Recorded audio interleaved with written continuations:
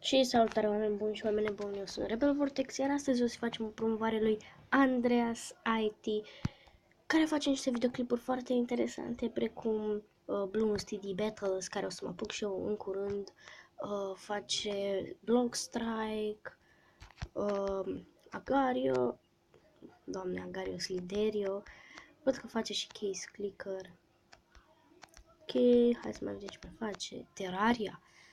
S-ar putea să mă apuc și eu de Terraria. Oh my god, face Clash Royale. Așa, Minecraft tutorial. Văd că face câteva tutoriale. Shadow Fight, wow.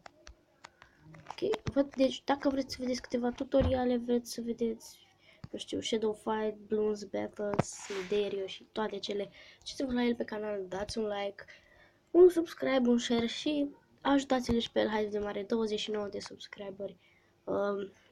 Eu dacă am 100, hai să ajutăm să facă și el astăzi în jur de 50 de abonați, nu știu, ar fi foarte super să-l ajutăm să facă 50 de subscriberi. Haideți toată lumea la el pe canal, să-l ajutăm să facă.